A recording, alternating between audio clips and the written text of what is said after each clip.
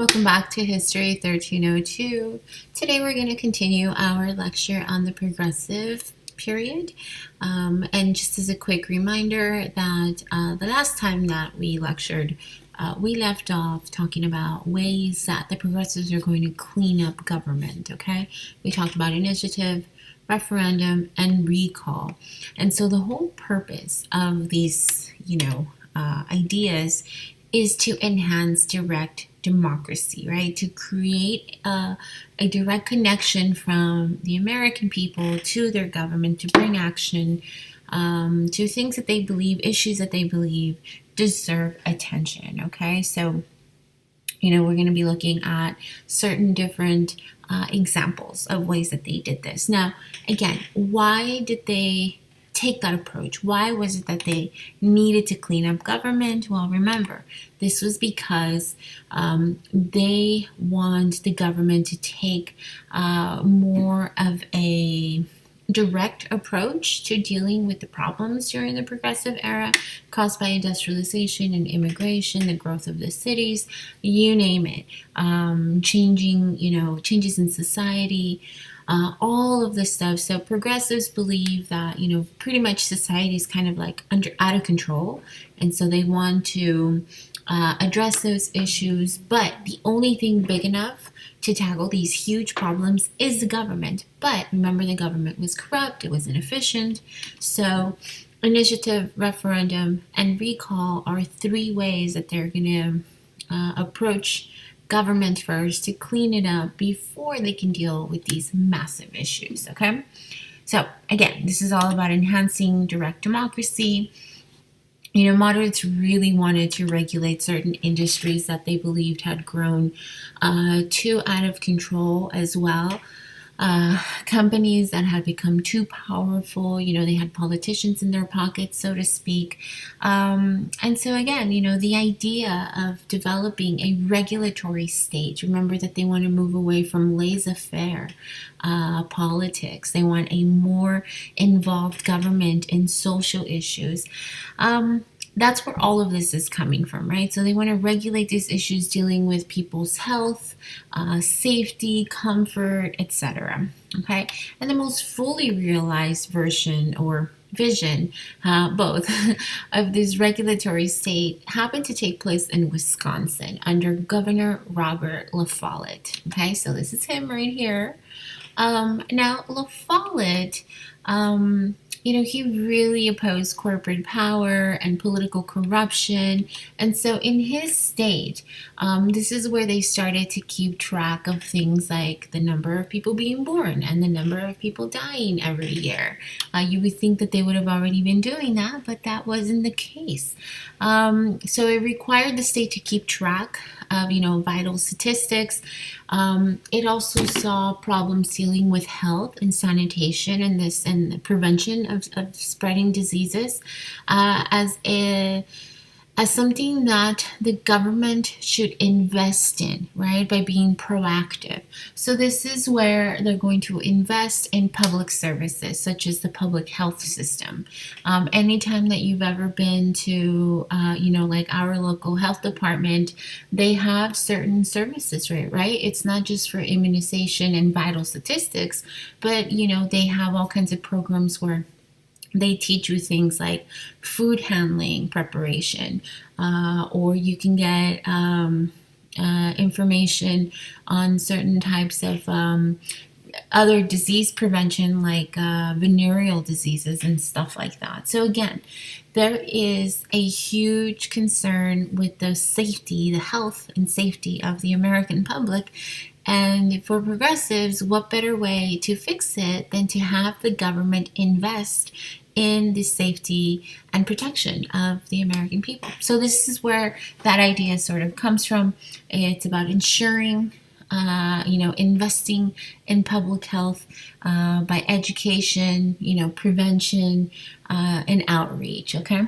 Now, another big idea, part of this Wisconsin plan, was the idea of regulating telephone and telegraph companies. Now, the key word here is regulating, right? It doesn't mean controlling. It doesn't mean, like telling them what to do or to make it a part of the state, to nationalize these industries. But there is a lot of concern that industries like the telephone, the railroad, telegraph, that they are abusing the public, price gouging, all of those things were a problem. And so they want to create these, regulation where, it's to ensure the safety and protection of the consumer. Okay. And so again, this is not about, it's not communist, it's not socialist. This is about regulation, right? To regulate, to put in these parameters, these guidelines, these standards that companies need to adhere to in order to protect the consumers and the American public. Okay. So anyways, this Wisconsin plan is going to be pretty popular, and it's going to be copied across other states in the United States. And actually, this is one of the most active periods in terms of constitutional amendments in U.S. history too. And so what we're starting to see here is the enlargement of the government's role, okay? And so there's two amendments here that I want to cover very quickly. The first one is the 16th Amendment, which is ratified in 1909. And this one, make sure that you know the definition of this, what it does and why it's important. This one allows the government to collect income tax, okay? Now, I know most of us, right, if you've ever received a paycheck, you're like, oh, taxes, right? But there's a reason for this. There's a reason why they want, the government to collect taxes, because progressives have all these ideas. They have all of these plans. It goes back even to the Populist Party. Remember some of the problems that the farmers were experiencing, right? There was lack of money. There was the panics, right? The recession and all of that. And so they have all of these ideas for social problems, to deal with these social issues, but where's the money going to come from? And so the 16th Amendment allows for the collection of income tax, and this is what's going to pay for their plans, right? For all of these programs that they have in mind. Now, the other amendment that is important and you absolutely have to know is the 17th Amendment, and this one is ratified in 1911, and what it does is it decides a direct election of senators by the American people. And so I know some of you are probably thinking like, wait a minute, but don't we do that already? Well, yes, but prior to 1911, senators were pretty much appointed. I mean, the American people had nothing to do with it. And so think about that, right? Because we got three branches of government, right? We got the Supreme Court, the justice system. We have the executive, and Congress, right? And so Congress is broken up into the House of Representatives and the Senate. The Senate being for equal representation. Each state gets 2 senators, and then you have the House of Representatives, which is based on population. Okay, so out of those 3 branches, how many do you think the American people directly elect? Well, it's not the Supreme Court, as we know, right? Because Supreme Court justices are appointed by the president and they are confirmed by the Senate. What about the president of the United States? Do the American people get to choose them? No, not directly either. Right? And you can thank the Constitution for that, right? We got the Electoral College, which traditionally should reflect, the voice of the American people, but not always, right? Case in point, 2000, right, where it was Bush and Al Gore, and most recently 2016, right, where well, I mean, I hate to beat a dead horse, right, but Trump did not win the popular vote, but he did win the Electoral College. So, we're 0 for 2 here, right? So we don't get to choose Supreme Court justices, which, by the way, they sit on the bench for life, right? I mean, it's a lifetime appointment. It's until they retire or, they pass away, like most recently with RBG. And so the president, nope, no direct election there either. And so then all we got left is Congress. And so in the legislative branch, you do get to choose. You do get to vote for your representatives. But prior to 1919, the senators were not. And so you can imagine senators were not happy about this at all. But again, why are they pushing for this? Why does this amendment go through? Because this is about making senators beholden to their electors, right? This is to make sure that they're doing their job, that they are representing, the people in their district, in their area, to hold them accountable, right? To make sure that they are working for you, not working for big businesses or corporations or whoever is funding their reelection campaign, right? So again, this is a huge step in enhancing direct democracy. A huge change, right, from what we were talking about with the industrial period, right? So anyways, let's sort of move on to our next sort of topic of discussion, and that has a lot to do with Upton Sinclair. So you're going to have a quiz on this, right? But I think at this point it's fair to talk about it. Upton Sinclair is an interesting person because, first of all, he's a socialist, okay? He is in favor of, more government power, more government regulation, particularly when it comes to improving workers' conditions, in factories and pay and things like that. And so he's also an investigative journalist, and he is going to go undercover into this factory. It's a meat processing plant, and he's going undercover, and he's going to write this expose. He's what we call a muckraker. In today's terms, we know them as like investigative journalists, where they're kind of shedding light on a problem, either in society or business or politics or whatever. A modern day sort of, expose, muckraker would be like Chris Hansen, the guy that works for NBC, and he does that show To Catch a Predator, where they go after like pedophiles and stuff like that online, and they bust them, right? They pretend that they're like these 12-year-old kids online, and guy shows up with like, he has no idea what's gonna happen, but he ends up getting arrested. So again, like Chris Hansen, To Catch a Predator, it's kind of like a modern day version of like Ida Tarbell and Upton Sinclair and Jacob Riis. They're trying to shed light on a problem in American society or in business. In the case of Upton Sinclair, the thing that he wants to bring attention to, right? What he wants to let the American people know about is the condition, the working conditions in these meat packing industries, but to pay closer attention also to the lives of the workers, right? So he writes this book, The Jungle, which you might have already read the excerpt to.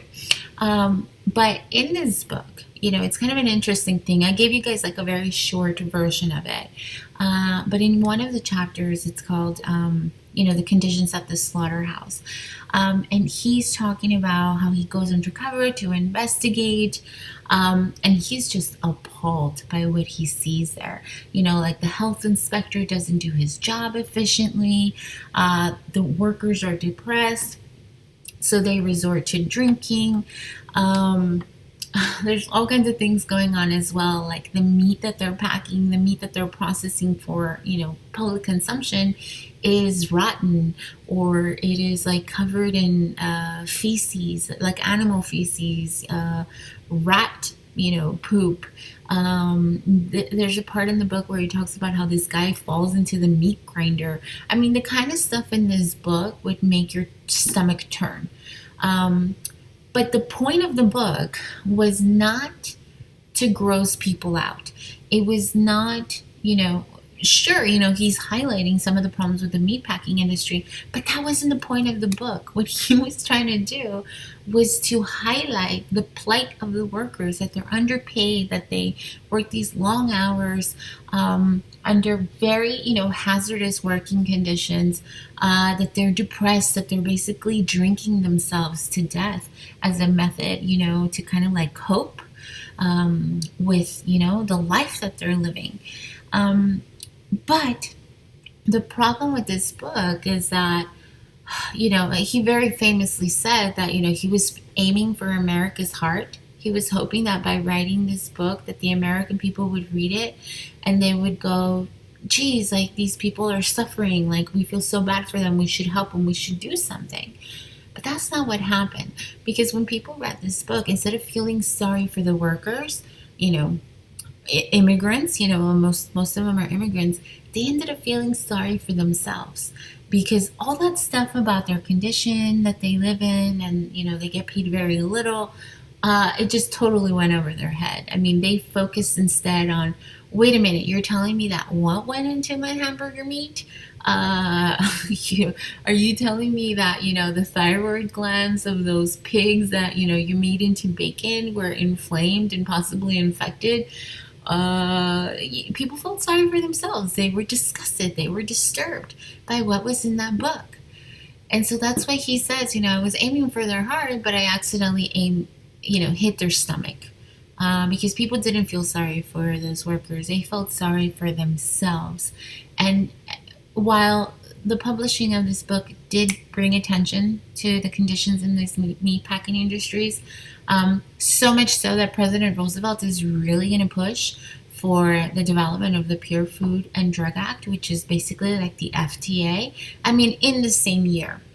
And so this just goes to show that when government really wants to do something, they can really get it done. The book comes out in 1906, and the FDA, or the Pure Food and Drug Act, is passed the same year. But again, they don't feel sorry for the workers. They feel sorry for themselves. They feel sorry that this kind of thing is happening, and they're demanding action, but not for the reasons that Sinclair was hoping. And so it begs the question, right? Like, why did that happen? Why didn't the American people feel sorry for these folks? In one of the chapters in the book, it talks about the slaughtering of the pigs. And he describes how the pigs are like being sort of pushed onto these conveyor belts, and they go up and they're like screaming. Like, if you've ever heard a pig like scream, it's like blood curdling.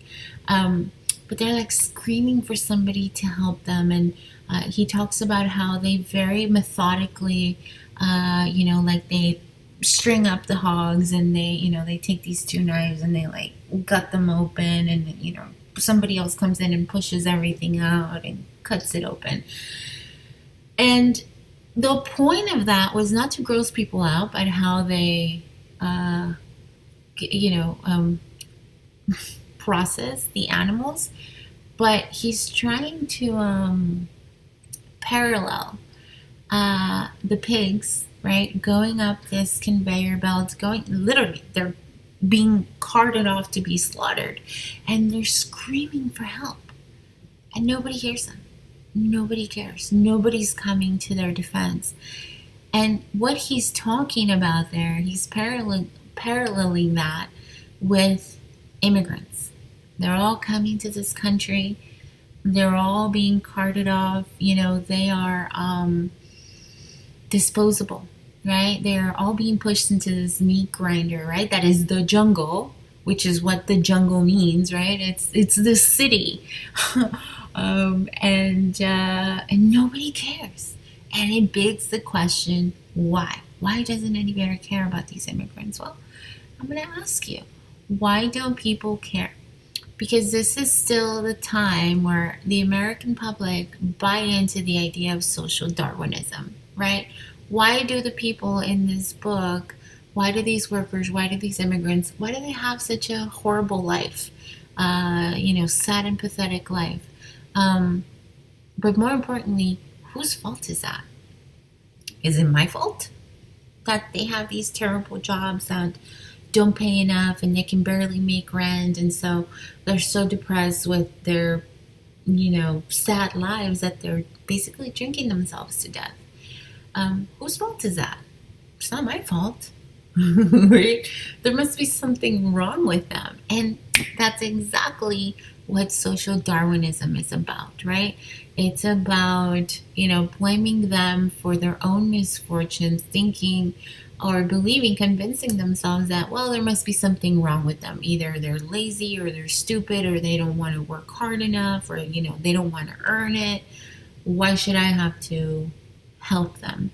And so, again, this is how the public generally felt that the immigrants' problems were their own fault, right? It goes back to social Darwinism. But nevertheless, Upton Sinclair, really good book, talks about the problems in the cities with the factories, all of that good stuff, okay? So highly encourage you, give it a look. If anything, if you're considering going vegan, that chapter in there about the conditions in the meatpacking industry will definitely convince you to, leave meat alone for a little bit. So anyways, moving on, I want to talk about the 18th Amendment. We've talked about 16th, 17th, now we're going to talk about 18th. The 18th Amendment is about prohibition, okay? So prohibition is ratified in 1919, and what it does is it prohibits, right? It makes illegal the manufacturing, sale, and distribution of alcohol in the United States. And the reason for this is because America has a huge drinking problem. And unfortunately, it's tied to the conditions in those factories, right? So the longer hours that they work, they're more difficult their life, the more likely that these people are going to use alcohol to cope. But this is going to bring on, a few problems as well, social problems like domestic violence, child abuse and neglect, spousal abuse. And so, again, we talked about this in the introduction, right? How do progressives tackle the problem of alcoholism and domestic violence in America? Well, they deduct, right, that these problems are connected to alcohol. And so their solution to make domestic violence and child abuse and neglect and spousal abuse go away is simply to take alcohol out of the equation. And so, they get the 18th Amendment passed. And then they figure out that there's kind of like a little loophole in there. Because remember, they said manufacture, sale, and distribution of alcohol is now illegal. But there's nothing in there about drinking it, right? Consumption. So, eventually they get around to passing the Volstead Act, which closes that little gap right there.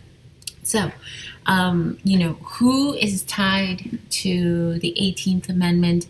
Well, it's mostly women's groups, right? Domestic violence and women's groups. Remember that women are a huge part of the progressive era movement of the progressives because they have the time, they have the means, they have the desire to help the American people, the children, women, and so they're going to use every resource available that they have to see that alcohol is going to be eliminated completely. So if you think that this is totally silly, it's not. One of the tactics that they used is something called we like to call it moral suasion. Like persuasion, but they use like morals. They want to guilt trip you into feeling bad, into doing something. And this goes back even to like the early temperance movement, like Carrie Nation and stuff like that. These women's, groups would go out to like the fire stations and basically guilt, the firemen into pledging that they weren't going to drink on the job and make them hang these banners out there, to let the public know. But here's another example. I love it. This is one of my favorite things ever. It's called a drunkard's progress, right from the first glass to the grave. And so this is like a cautionary tale. Right? What's going to happen if you drink? Step one, a glass with a friend, right? No harm in that. It's just one glass with a friend. But guess what? You've opened that door. Now, you're going to progress into even worse. Well, you'll see in a second what's going to happen. Okay, so that's step one, a glass with a friend. Step two, a glass to keep the cold out. And I mean, this sounds like every, Christmas and New Year's, right? Where it's like a tequila, for the cold, para el frío. And so it's like now you're looking for an excuse to drink. And again, this goes to the same idea that you are now taking another step, towards alcoholism and its consequences. Step three, a glass too much, right? I mean, look at this guy, right? It's like you don't want to be that guy, but there he is. He had too much to drink. You're looking for that excuse, and now, he's a drunk guy at the bar. Step four, drunk and riotous. So there we go again, starting problems, getting into fights, being rowdy. Step five, the summit attained, jolly companions, a confirmed drunkard. So the summit attained, right? You are now at the apex. This is the pinnacle. This is as good as it gets. You're at the top. You're with your friends. You're like, hey, it's all fun and games. But being at the top, right? The apex, there's only one way to go from here.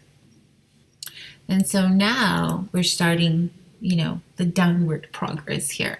So step six, poverty and disease, right? What's happening here? Like maybe too much partying, a couple days, no call, no show.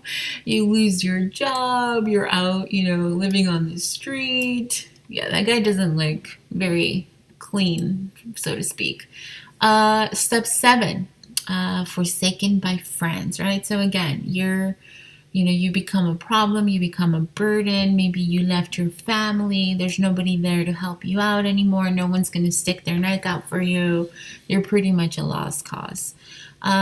Step eight, desperation and crime. So again, you lose your job, you lose your family, you lose your friends, you lose, anything meaningful and worthwhile in your life. So then what happens? You resort to violence, you resort to crime, and that's basically what's being depicted here.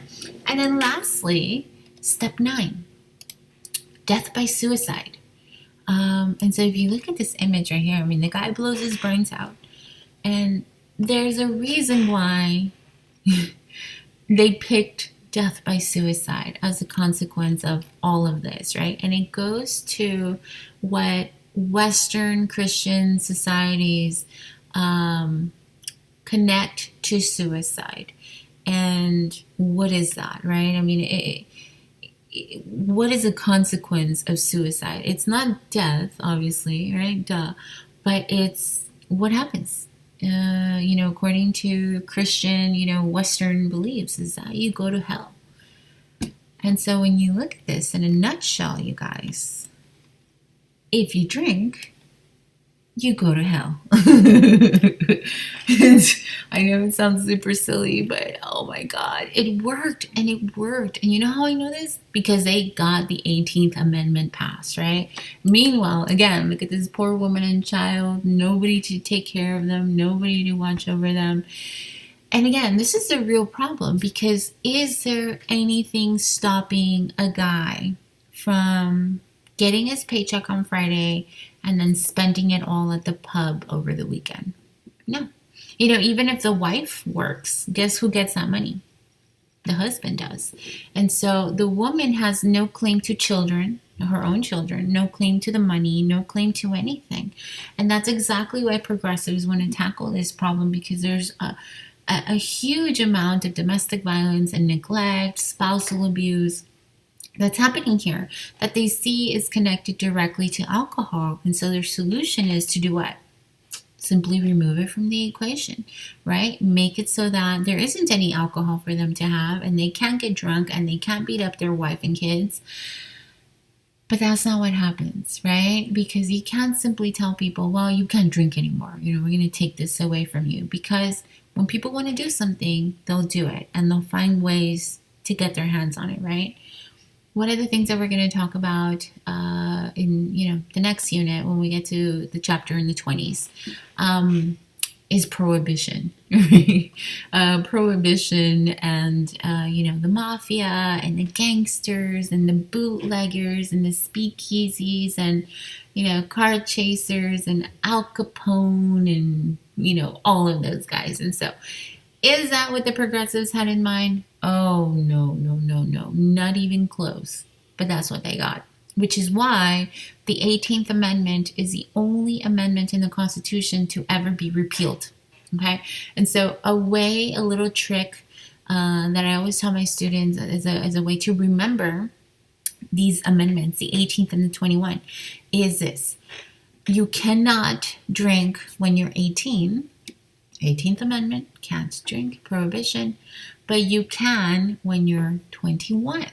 21st Amendment, repeal of prohibition, alcohol is legal again, right? So 18th Amendment, prohibition, 21, they repeal it, right? And it's the only one in the Constitution that has ever been repealed because it was just a bad idea. It was terrible. Couldn't enforce it. Too much crime. Violence, all of that stuff, the black market, the gangsters. But we'll get into all of that when we get to the 20s. That is a really fun chapter to talk about. But anyways, right? Sounds ridiculous. Moral suasion, work like a charm. Remember, this is like Victorian era people, right? They have a very high sense of like moral responsibility. So it's easy to get them to, feel bad. Although it is a Victorian period and people tended to do things differently behind closed doors. So again, something that we'll get to later on in the semester. More interesting stuff on the way. Okay. Let's talk about a couple of worker protection laws. Because in the previous unit, we talked about, the labor unions, and, their fight for the 8-hour workday, and, they're fighting the big businesses and the corporation, and they want, better pay and better working conditions. They want, clean drinking water, right? Think about Triangle Shirtwaist Fire, right? I mean, how terrible it was. And one of the unintended consequences of that is that, well, they fought for the 8-hour workday because, remember, they were working 12, 14, 16-hour days and 7 days a week. And so they wanted 8 hours, that should be the cap. And they got it, right? They fought for it. Knights of Labor, all of those little unions got it.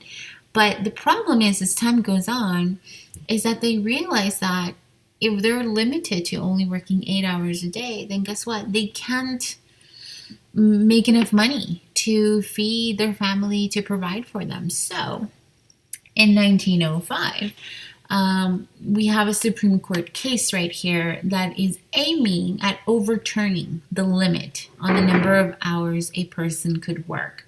And so that's what it's in reference to, right? Basically, what they're arguing here is that it's unconstitutional for the government to limit how many number of hours a person could work in a day because it infringes on their rights to, pursue happiness and contract their own labor and, make their own money. And so the Supreme Court agrees with them and says, you know what, you're right, that is unconstitutional. And so Lochner v. New York in 1905 is going to overturn the max number of hours a person at work. So basically what they're saying is, okay, so we try the 8-hour workday and, these people are saying that that's unfair, it's unconstitutional because it limits them from being able to, work as many hours as they want and be able to make as much money as they want. So we're going to agree with them, and now you can work as many hours as you want in a day. So what they're doing here is they're undoing the progress of the labor unions, right? They fought so hard for that. But the realization here is that, only working 8 hours a day is not bringing in enough income to be able to provide for their family. But is the problem really the number of hours a person is working, or is it the amount that they're getting paid? Right? I mean, any day I would rather work less and get paid more than, not have a change in my pay and work, 12, 14, 16-hour days. I mean, it's insane. So, yes, that's what they did here. They overturned the limit of the number of hours that they could work. But again, they're not really dealing with the problem, right? Which is wage inequality. Now, in 1808, another case is going to be brought before the U.S. Supreme Court, which also deals to the number of hours, but this one deals with women, okay? So this is what's happening, right? Remember, Lochner v. New York said, okay, we're not going to limit the number of hours you can work, right? You can work as many hours as you want. But in 1908, with Mueller versus Oregon, this case is arguing that they want to cap the number of hours women could work. Just women, not the men, just the women. And so the reason for this is because, how can I say this? Because women deserve protection, as mothers and capable of bearing children. Women who work in factories or in any kind of industrial job or what have you, they are exposed to harsh working conditions, chemicals, you name it. And so what was happening is these women couldn't have children, or they were having trouble having children. And so what this case is aiming to do is to limit the number of hours a woman could work, because this is their argument: family has priority over women's rights as workers. And so that tells you a lot about how the society values women, right? It is claiming that women's roles in the society are to have children, right? They are supposed to be mothers and wives first, and not workers. Remember that women who work are supposed to be supplementing the man's income, right? They were never meant to be the main breadwinner, which is really the legal justification for paying women less than men, even though they were doing the same work, was because they were supplementing the man's income. But because they were also working so many hours under these conditions, women were, their reproductive organs were suffering as a result of that. And so this case is aiming to protect women and their reproductive organs, because women's roles in society is to be mothers and wives first. And so their rights as workers come second to family, okay? So if you think this is sexist, yes, absolutely is. Because under this case, what they're basically claiming is that women are the weaker sex, that women are vulnerable, women need protection, that women are dependent. And again, it just reinforces those beliefs. There's that discrimination thinking about women and what their role and function is in the society. But it also justifies sex discrimination. So, were women upset by this? Absolutely. Absolutely. 100%. Yeah, it's for sure. And so, yeah, I mean, oh God, it gets worse, okay? So if you thought that was bad, and by the way, this actually does pass. And so remember, Lochner v. New York says, okay, you can work as many hours as you want, But then Mulder versus Oregon says, not so fast. Women need protection because, we need to protect their reproductive organs. They need to be able to have children because otherwise, what do we want women for, right? And so, but here's the thing. With this case, there are certain caveats too. Because, and I hate to say it, I hate it, but it's the truth.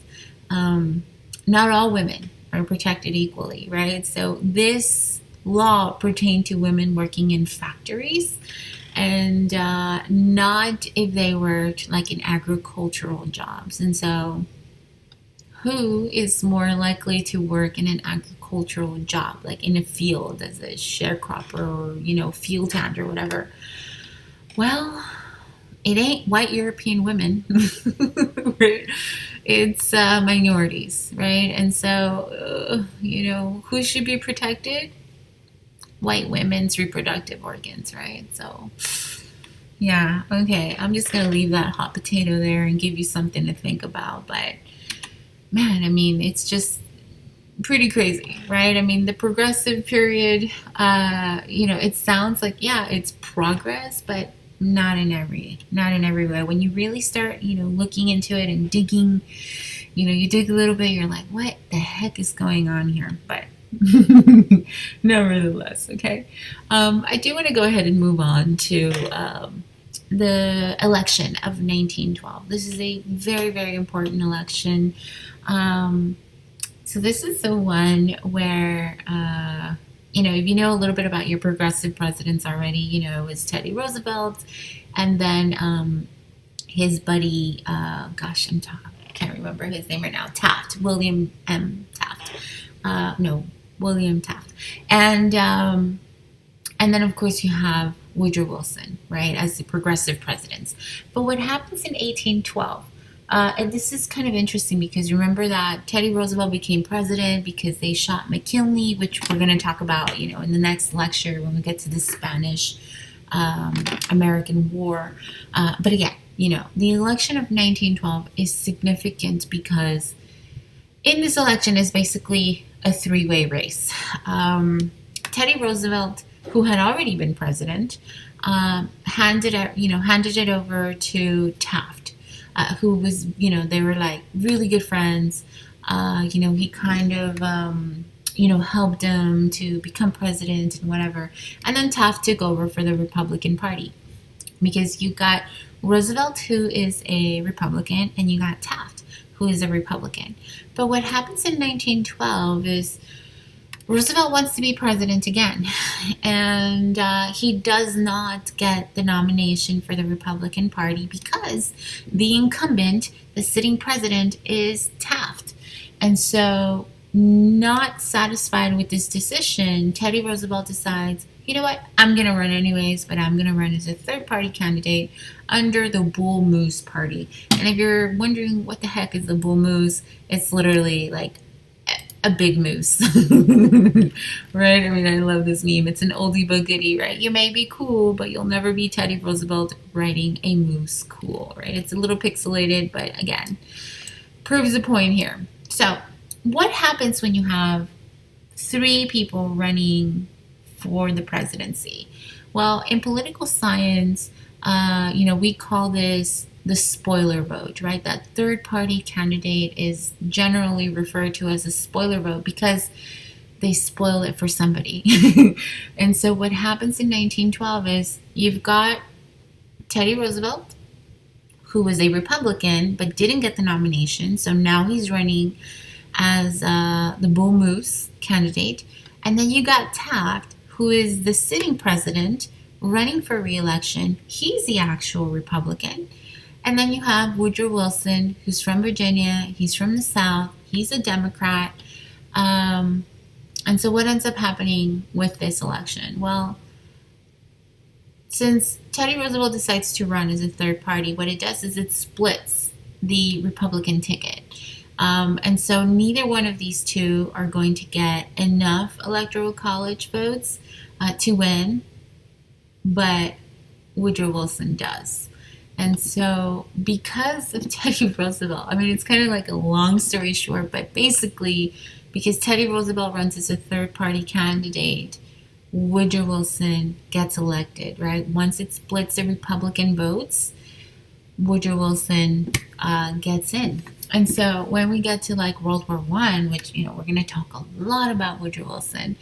One of the things that I like to joke about is that it's all Teddy Roosevelt's fault, right? Once we get to like the Treaty of Versailles, and oh my God, just some of the terrible things that Woodrow Wilson does. I always joke around. It's like it's all Teddy Roosevelt's fault, and so again, I wanted to kind of emphasize that here because these are your three progressive presidents. Some, some are more progressive than others, but we're going to be talking about these three guys, for the rest of the unit. Okay, don't forget though, it's Roosevelt, right, and then Taft, and then Woodrow Wilson. Okay, so more on that later. But election of 1912, why is it important? Republican ticket gets split because of the third party candidate, and Woodrow Wilson gets elected. And so this is a big deal. It's a huge deal because he's the one that's going to be president when we go to World War One. He's the one that's going to be president when the peace negotiation unfolds. The Treaty of Versailles. So lots and lots of stuff coming up. 19th Amendment and all of that stuff as well. Okay. All right. We're getting close to the end. I want to talk about, exactly like what is the role that women play during the progressive period. And so this has a lot to do with social progressivism and, these civic housekeeping clubs and stuff like that. So one of the questions that I'm sure you're probably wondering, like, well, wait a minute, we've been talking about how women have been really limited by, beliefs about their gender and their roles in society. So how is it that they're getting involved in all of these political, groups and programs and stuff like that? And so I want to talk super quick about the cult of true womanhood. Okay, so the cult of true womanhood is cult meaning like the belief, right? People believe this stuff. And what they believe is what characteristics encompass a true woman, right? So what makes a real woman during this time period in this society? And so they have to basically encompass or, reflect these four qualities. The first one believes that women are supposed to be domestic. Okay, so all things dealing with the home, and that's it, right? Women are not supposed to be involved in politics. This is about the separate spheres, right? And I wish I had like a way to show you here right now. Maybe I'll put it up right now. Or like in post editing, right? If you see it, it'll be there. But on one side, you have the private sphere, which is where women are supposed to operate. Women are supposed to be domestic. So all they do is, they worry about raising children and taking care of the home and, cooking and cleaning and educating the kids and, things like that. Men, on the other hand, they're in the public sphere. And so men operate, their parameters here that they operate within society is that, men are involved in politics and business and leadership, anything dealing with the church. Men are, vocal and, the head of the family, you name it. Now, this doesn't mean that women are not important to society because without women, society falls apart. But they are both severely limited as to, what parameters they're expected to operate under. So again, men are in the public sphere, business, leadership, church, head of everything. And then women are in the private sphere. So raising children, educating them, cooking, cleaning, everything dealing with the home. Okay. So again, how did women manage to transcend, this private sphere? Well, again, this goes to this idea of the cult of true womanhood because According to the ideals of what a true woman is supposed to be like, women are supposed to be domestic, right? All that they should know and worry about is things dealing with the home. Nothing dealing with politics, nothing dealing with business. In fact, that's one of the main characteristics that would make a woman unattractive, is if she was vocal or, out there doing things that are not woman like. So that's one thing, right? They're supposed to be domestic. Another one, you're gonna love this one, is that women are supposed to be submissive. Submissive to, submissive and obedient, right? They're supposed to be submissive to their husbands, to their fathers, to their brothers. And if they have children, male children, they're supposed to be submissive to them too. Now, again, I mean, this sounds a lot like, they're trying to control women. And they are, right? But what do they use to justify this? Well, they'll use, religious or biblical scripture, religious beliefs and traditions and things like that. So again, we're dealing with issues, qualities that true women should embody. Anybody feel like not a real woman at this point? Yeah, maybe. Anyway, so domestic, submissive, pious, right? Pious, Pious. So pious means religious, right? That they adhere to religious doctrine and everything that is encompassed in that. If that means being submissive to their husband, if that means not giving them any lip in public, anything like that, being totally religious, being all about that life, right? That is what looks like a true woman according to these standards. Lastly, this is your fourth and final, my favorite of all. True women are supposed to be, drumroll, pure. And so what this means is that women, true women, a woman that a real man would want to marry, is one that is submissive, domestic, pious, but also pure. And what this means is obviously chaste, right? So no sex before marriage. But then, after they get married, pure women only had sex to procreate, so to have children. Okay, that's it.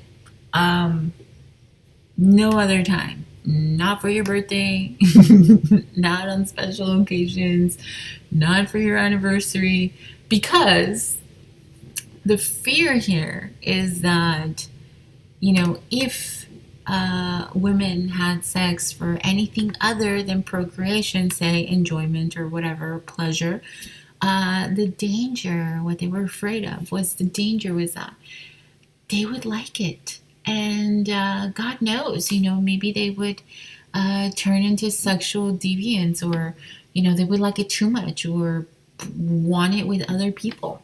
And so again, does this sound like trying to control women and their bodies and their minds? Absolutely. So this is what women in the progressive period have to overcome. Okay. How do they do it?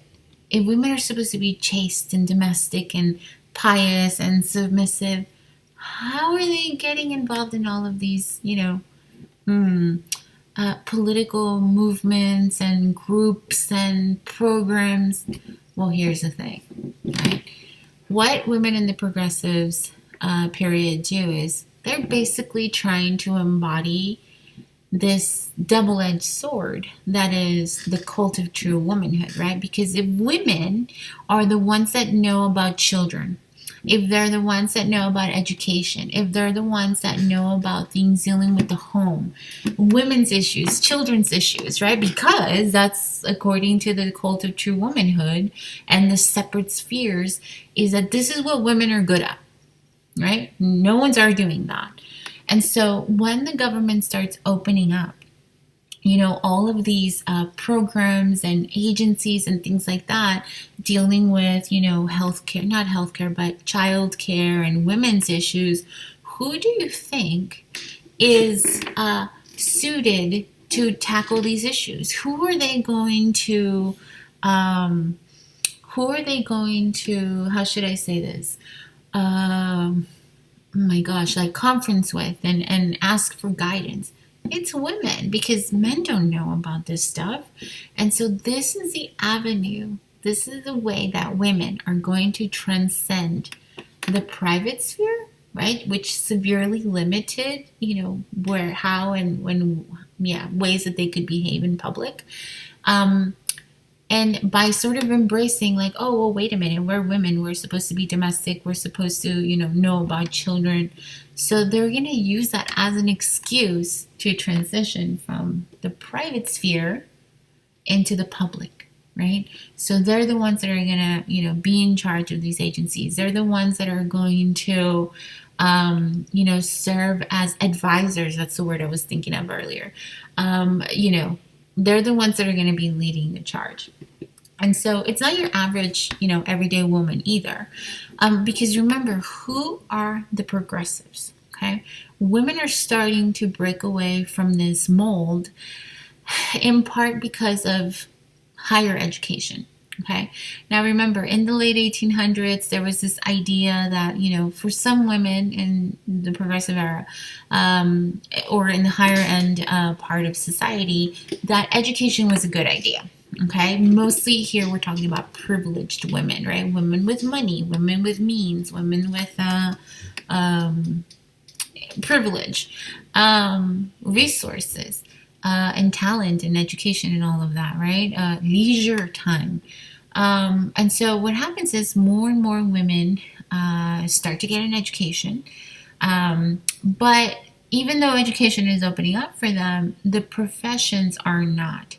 And so women taking part in the progressive era are these women who are educated but not given a profession, because they're still limited to men only. So what ends up happening? Well, they develop these women's clubs.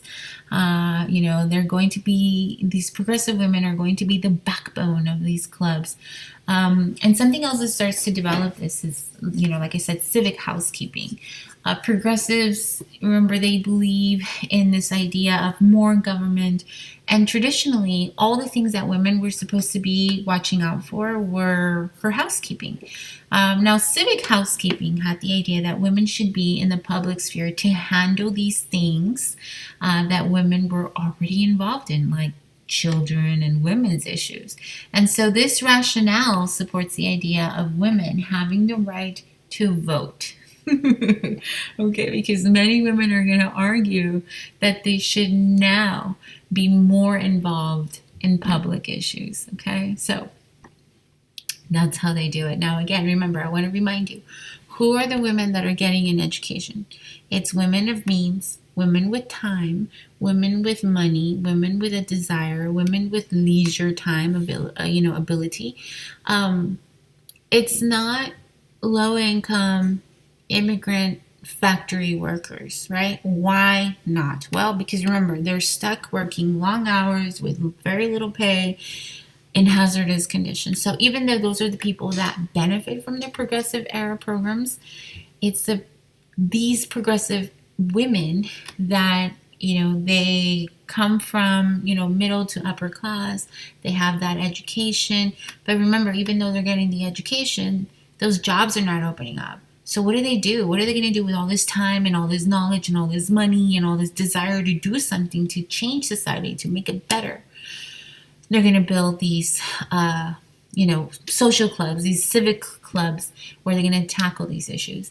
And one of the probably most famous of these progressive era women is Jane Addams. Okay, so Jane Addams, she's famous for beginning this organization known as Hull House, Hull House. And so in many ways, Jane Addams sort of fits this prototype of the progressive era woman. She was very smart. She sought higher education. But at the end of it, she was left taking care of her mother. And, she ended up pretty much being, single with no children. And so she had no viable outlet after her parents died. And so all of that energy, she wanted to make a difference. And so one of her visits to England, that's when she saw the settlement house and got that idea and said, you know what, we should do this in Chicago. And so she purchased this whole house. And the residence itself is kind of like a hub for all kinds of immigrant activity. It's a community center where you've got, progressive women reformers, and you got workers coming in and getting an education and learning things like English and learning skills like bricklaying for men and, housekeeping and stuff like that for women. And so the thing with Whole House is that it's designed around this idea of helping immigrants adjust to life in the United States, right? So they, like I said, they offer English classes, different trades for men and women. It's also used for, organizing union meetings and stuff like that. There's so much activity going on there. But there's a problem with this, okay? Because when you look at, what's happening with immigrants that are they getting help at Whole House? Absolutely. But again, it has that element of social control, right? Because what's the way that they are helping them, right, adjust to life in the United States or to be more successful? Well, they're Americanizing them, right? And so, again, that's something worth keeping, in mind as you continue to look forward. Okay. But anyways, I want to touch real quick on Margaret Sanger. She's absolutely one of my favorite, female historical characters because she is a firecracker. And I want to show you a quick video. It's like 2 or 3 minutes on like a quick biography on Margaret Sanger. And then I'm going to talk more about some of her background. So let me play that for you now.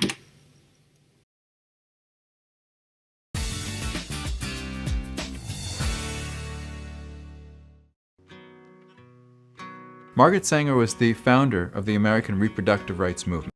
Margaret Sanger was born Margaret Higgins on September 14, 1879, in Corning, New York. She came from a very large Roman Catholic family, having 11 siblings. After attending college, she studied to become a nurse. Margaret Sanger was influenced by the experiences she had as a visiting nurse, where she met so many immigrant working mothers who were deeply impacted by unwanted pregnancies and forced, often botched miscarriages. Most people attribute Sanger's interest in birth control to seeing what her mother went through. She had a total of 18 pregnancies. Her mother ultimately died at age 40 of tuberculosis. Margaret married William Sanger in 1902 and moved to Greenwich Village, New York City a few years later. There she began her life's work advocating for birth control while also raising a family of 3 children. Margaret Sanger came of age during the period of the Comstock Act. This was a statute that made it illegal to discuss, distribute materials, or provide women with anything related to birth control or contraception. Sanger thought that the best way to change the law was to break the law. She launched the Woman Rebel, which promoted birth control, collecting the attention of the U.S. government, which immediately indicted her for publishing obscene materials. Instead of risking 20 years in prison, she flew the country and went into exile in England. Sanger spent 1 year in England and returned to the United States in 1915 when the charges against her were dropped. A year later, she opened America's first birth control clinic in Brooklyn. She called the press for interviews in which she announced the clinic, telling them it would be secret, essentially inviting police to come by. More than 400 women from the neighborhood came to that clinic. A few days later, the clinic was closed and Sanger and her colleagues were arrested. However, the clinic received coverage in all of the papers, and this was in the middle of World War I. Sanger also went on to start a research institute dedicated to birth control, the first scientific journal dedicated to birth control, and a large advocacy organization. All of these pieces came together in 1942 to become what's now known as Planned Parenthood. Sanger was deeply committed to finding a pill to help women control unwanted pregnancies.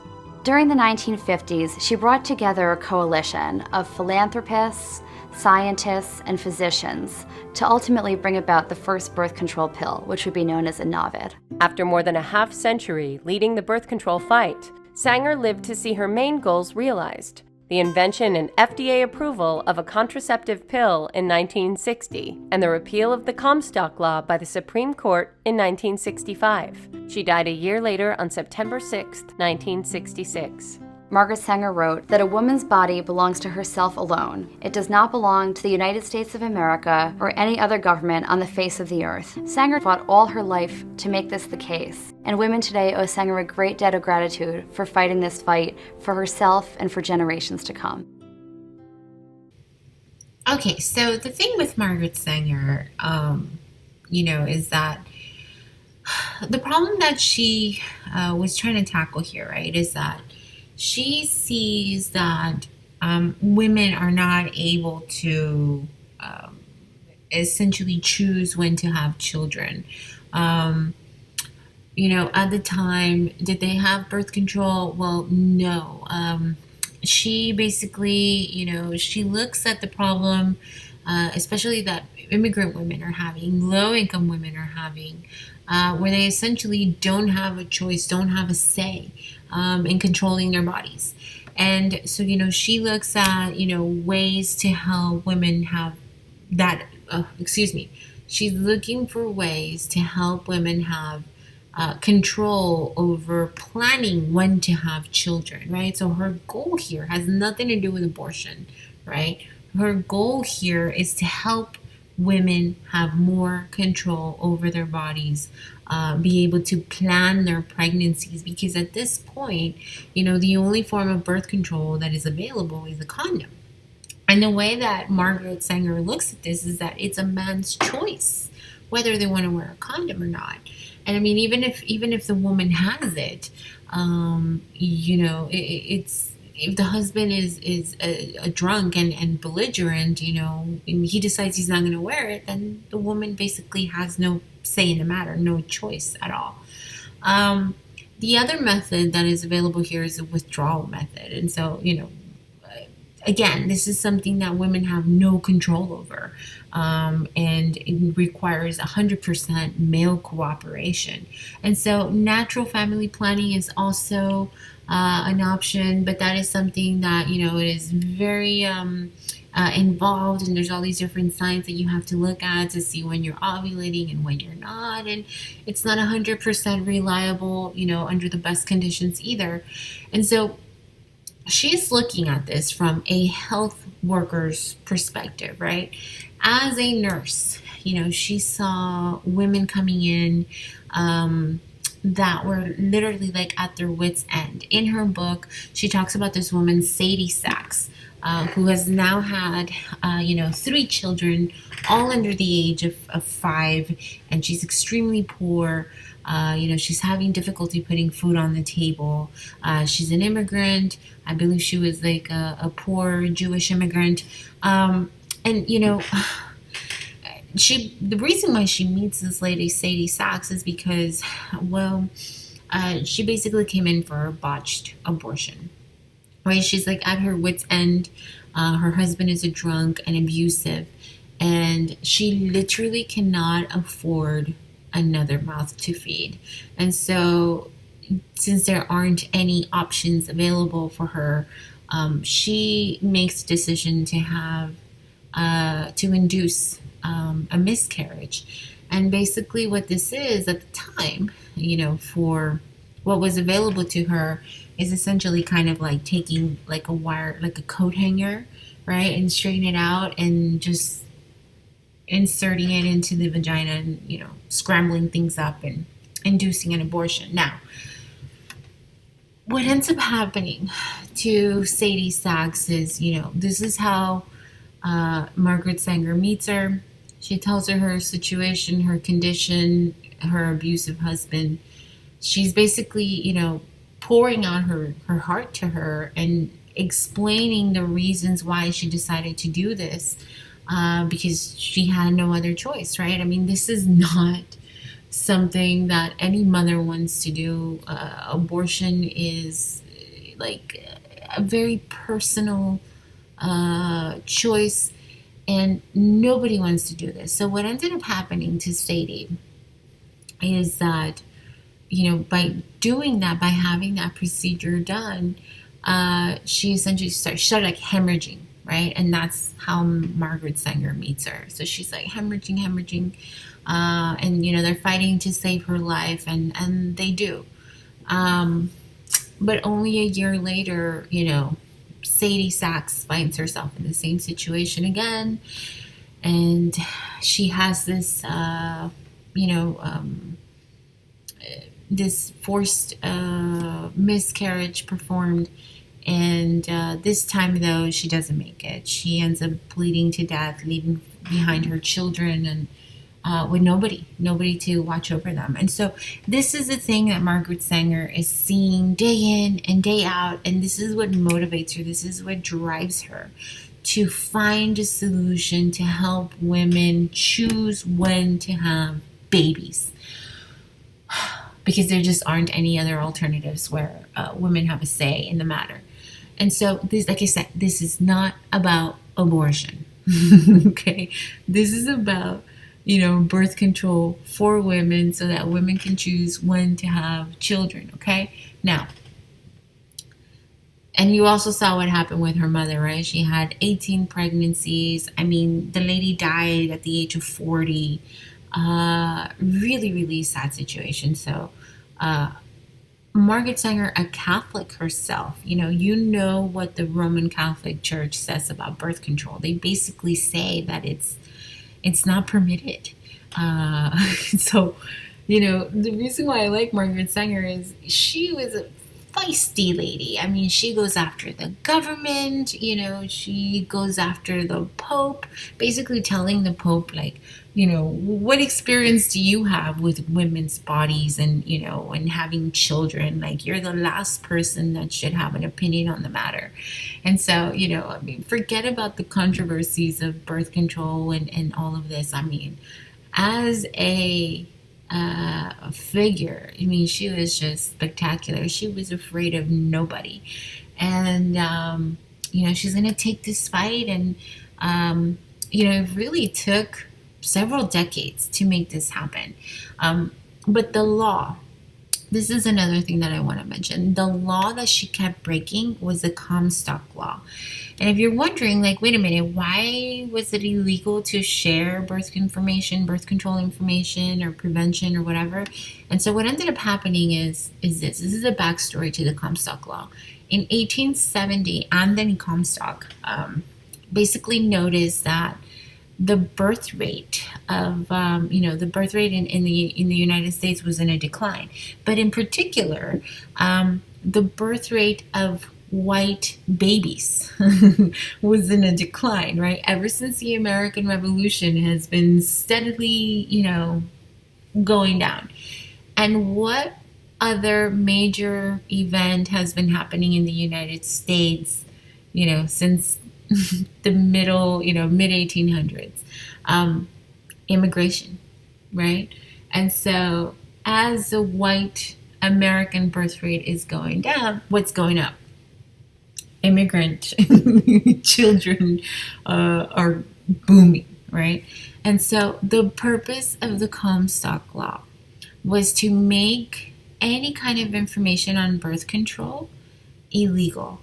Again, information, and this includes the natural, the rhythm method, natural family planning. And so why do they think that this was a good idea? Well, because if women don't have access to information on birth control, how to prevent pregnancies, what's going to happen? They're going to have more babies. And who are the babies that they want to see, more of?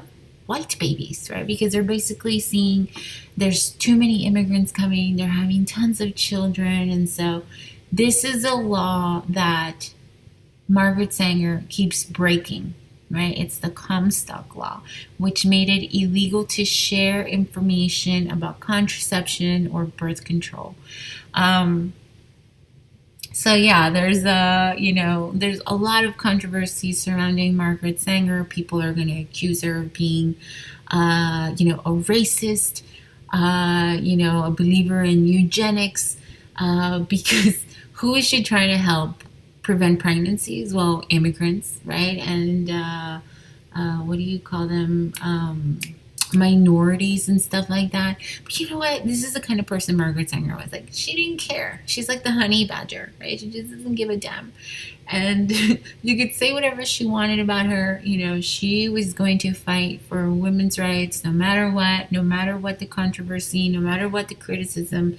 And then finally in the 60s, they're able to develop that pill. And hopefully when we get to that point in the semester, I'll share a little clip of a documentary with you where she's still at it.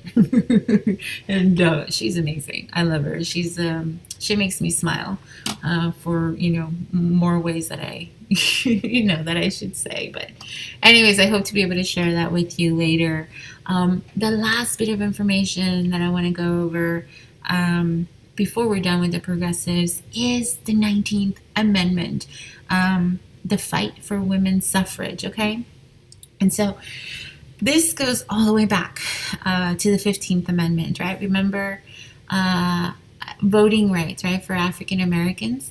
Women like Elizabeth Cady Stanton, Lucretia Mott, Susan B. Anthony, they were part of the they were fighting for women's rights, but they were a huge part of the right for, African American suffrage as well. But when the 15th Amendment left women out, they couldn't believe it. They couldn't believe it because for these women, African American suffrage and women's suffrage was one and the same. And so, again, why did they leave women out of the 15th Amendment? Well, they were doing baby steps, right? Remember, the 13th Amendment abolished slavery, the 14th established citizenship. So why didn't they just give them voting rights right there and then? Well, because that would have been too much, right? It would have been too radical. It wouldn't have passed.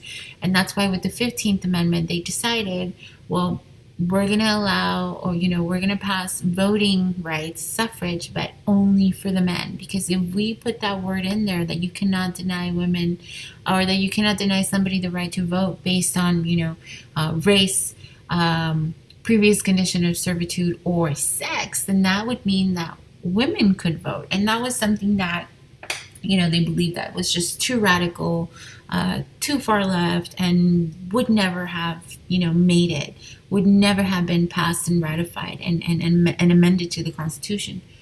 So women had to wait 50 years, right, from 1870 until 1920 to see this through. And there are two groups that are going to make it happen. You got NAWSA, which is, short for, let me make sure that I get this right because I always screw it up. NAWSA is the, oh my gosh, I'm trying to remember what it's called. The National American Women's Suffrage Association. National American Women's Suffrage Association. Yes. And then you got, on the other hand, you have NWP, which is a National Women's Party. And so these two groups, they're going to be the ones that are most famously fighting for, women's right to vote. But they're very different in their approach and their leadership styles and all of that. NAWSA, on one hand, is like the more moderate of the two. They're led by a woman named Carrie Catt. And I say that they are moderates because they believe that women deserve the right to vote because they are different than men. Right? They believe that they are bringing something special to the table that men do not have. This is part of their argument to justify for women's suffrage. And also, they're considered moderates because even though they're arguing for women's right to vote, their justification doesn't really clash with these ideas of, the cult of true womanhood and the separate spheres, because they're acknowledging this sort of like different sex. On the other hand, though, you have the National Women's Party, and they are the more radical of the two. They are led by a woman named Alice Paul, who I have a picture of right here. And Alice Paul believed that women deserve the right to vote because they are not different than men, but because they are equal to men. And this is what makes them radical. you know, even today, there's still people that believe that women are not equal to men. For a number of reasons, and I'm not going to touch that at all. But anyways, you know, they are going to picket outside of the White House. And then this is going on actually during World War One. Okay, so which we're gonna get to pretty soon. But during World War One, you know, you got these women. First of all, they're not doing anything crazy out there in the White House. They've got these, you know, these signs. They're not, you know, chanting anything vulgar, anything like that. It's like silent demonstrations. But look at the sign, though, right? It says, Kaiser Wilson, have you forgotten your sympathy with the poor Germans because they were not self-governed? 20 million American women are not self-governed. Take the beam out of your own eye. And so this is something we're going to talk about later. Who is the Kaiser? The Kaiser is like the guy from Germany that we're fighting. And so when Wilson asked Congress for a declaration of war against Germany, he's very careful to say, you know, like, our fight is not with the German people. Our fight is, you know, with the Kaiser, because he's a, you know, tyrannical. He's an autocrat who basically orders his people to go to war, and they have no say. And so for these women to put that on here, that's exactly what they're talking about. Like, don't be a hypocrite, right? They're calling him a Kaiser Wilson. Which is like the greatest defense, right? Because that's the guy that we're fighting with. You know, that's the guy that is basically denying self-governance to his own people. And here you have them, you know, with the same sort of moniker for Wilson, you know, saying, you're a hypocrite. How can you say, you know, oh, these poor Germans, they're not self-governed. What about 20 million American women? We're not self-governed, and we're tired of it. And so Wilson is, you know, he doesn't want to make this like a national issue. He believes that this is a state's issue, that the states should deal with it. And in fact, remember, the Western states have been able to, you know, they've allowed women to vote as early as, what was it, like 1865, in places like Idaho, Montana, Wyoming, right? And this is what this image is basically depicting, is that, you know, these women over here, they have that liberty, they have that freedom. And these women over here in the East Coast and in the American South, they are just like desperate for that same sort of liberation that voting would bring to them. And so, you know, Wilson is kind of lukewarm on the issue. He wants the states to sort of, you know, decide on their own. You know, the other thing too is that, you know, we're at war at the time when this is going on. And even though there were people that sympathize with women and their right to vote, basically what they decided on was that, look, we're at war. And what you're doing is un-American and it's unpatriotic. You know, you got to get in line and, you know, put this off for later.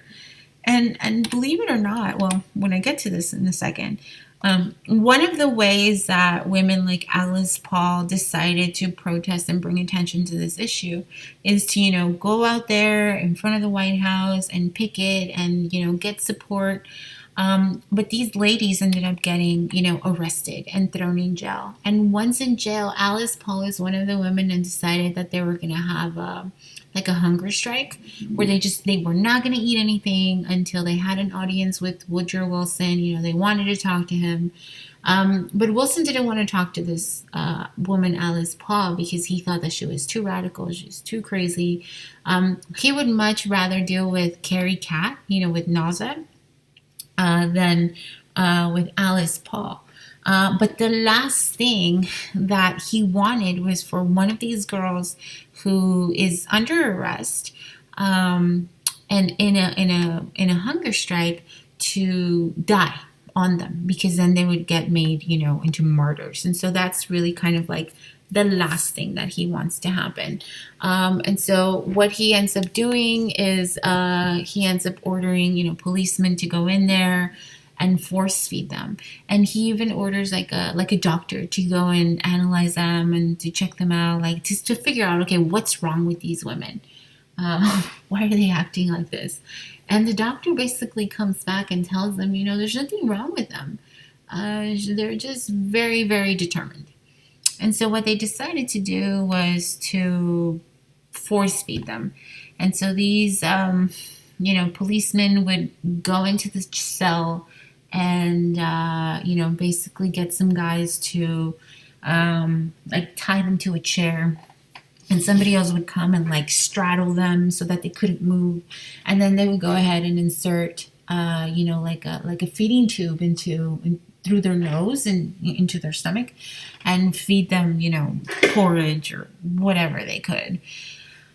So again, because the last thing that he wants is one of these girls to sort of die on them and then be made a martyr, and then it's it would have been a huge mess. So he decides that he's not going to have any more audiences with these women and the picketers and lobbyists and stuff like that, but they are super, super determined. Eventually, what ends up happening in 1919 is, after a lot of pushback, right? And a lot of these women, they're going to get arrested. They're going to be sent to prison. They're going to be charged with obstructing traffic. This is the thing that I wanted to show you. Believe it or not, well, not surprisingly, men are opposed to women voting, right? But believe it or not, there were women opposed to women's suffrage. And it's what the heck? One of their justifications, this is an actual cartoon, is that, I did not raise my child to be a voter. Now, why would you say that? Well, remember about the ideas of, the cult of true womanhood, what a real woman is supposed to be like. Women are not supposed to be voters. Women are not supposed to be active in politics. That is unattractive. That's not what a real woman should look like. And that is not a woman that any man would want to marry. Anyways, this is kind of, the obstacles that they had to overcome. But eventually what ends up happening is that they finally get, this amendment to go through the House, and they have to, essentially what they need is 2/3 of the states to ratify it, right, in order to become a constitutional amendment. And so the fight is going to go to the states. Some states pass it, other states don't. And then, I believe Delaware defeated it. And then it's going to go to Tennessee. And in Tennessee, the most interesting thing happened, where you basically have a lot of supporters for the suffrage movement, descend on this little town in Tennessee, and a bunch of supporters for, the anti-suffrage movement. And again, the purpose of that was to lobby with these congressmen to convince them to either vote yes for women's suffrage or to vote no. And it's going to be an all-out, knockout brawl. Not physically, but politically, lobbying for votes and stuff like that.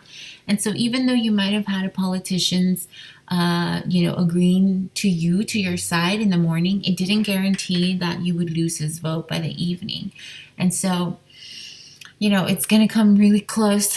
Carrie Catt is sort of adding up all the numbers and trying to figure out, okay, is this amendment going to pass? Because if it passes in Tennessee, then it becomes a constitutional amendment. It becomes the law of the land. And then, we don't need to decide. We don't need to take it to the other states. If we get this state, that's all we need. That's it. It's 2/3. And, the night before the vote, they're really unsure whether this is going to pass or not. They're very nervous about it. They think they got the numbers, but any one of them could flip, and it's very, uncertain. And the next day, they have the vote, and they're calling row. I don't know if you've ever seen these congressmen, how they say yay or nay or whatever.